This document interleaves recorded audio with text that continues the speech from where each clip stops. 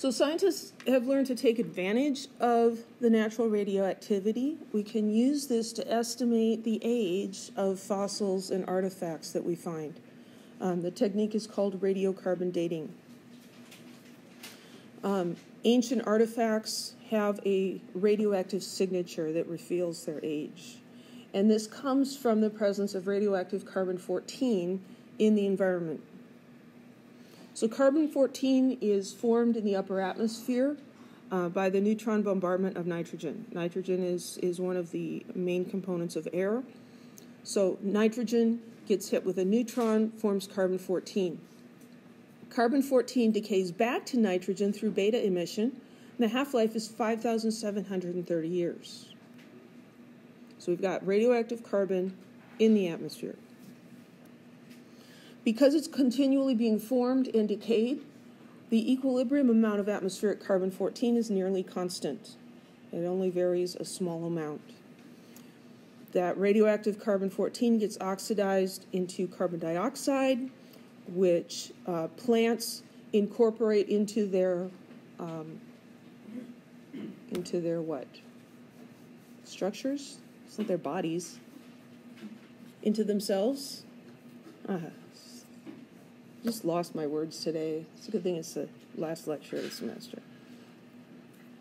They incorporate, the carbon dioxide gets incorporated into plants through photosynthesis, and then animals eat the plants and other animals eat the animals, and so that carbon-14 gets carried up through the food chain.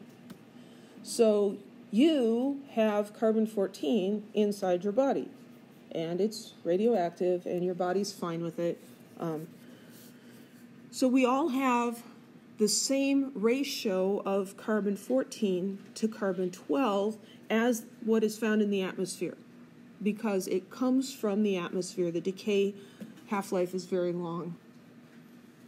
When an organism dies, whether it's a plant or an animal, it stops taking in new carbon-14. The carbon-14 that was present at death is decaying, but it is not getting replaced through the ingestion of new carbon-14. And so we can look at the ratio of carbon-14 to carbon-12. That ratio is going to decrease with a half-life of 5,730 years. We can measure that ratio and estimate how old a substance is, a formerly living thing. How long ago did it die? Maximum age we can do this with is about 50,000 years, because at that point the amount of carbon-14 is so low that we can't measure it accurately.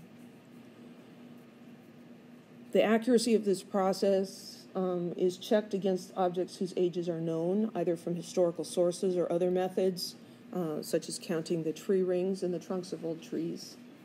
There are deviations of up to 5% observed due to variations in atmospheric carbon-14, but it's still quite an accurate method of dating things.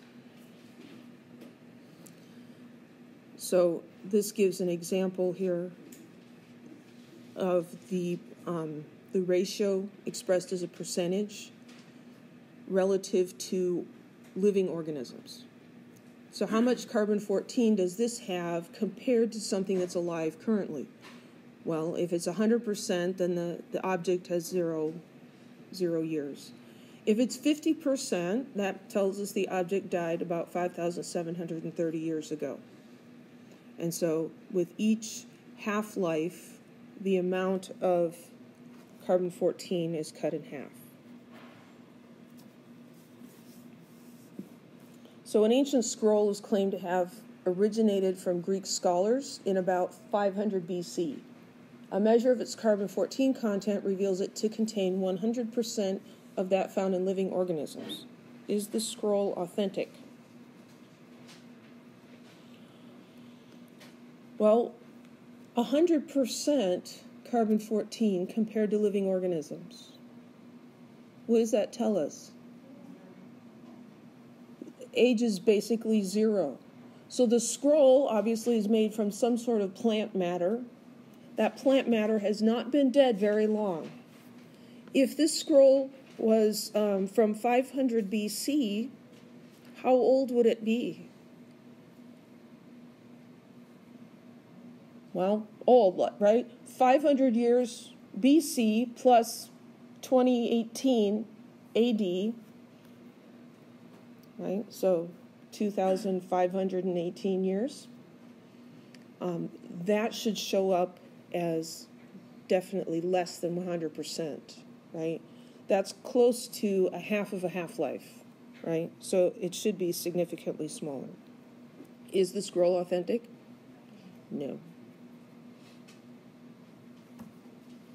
It's hard to forge really old things like that unless you can get a hold of some really, really old papyrus.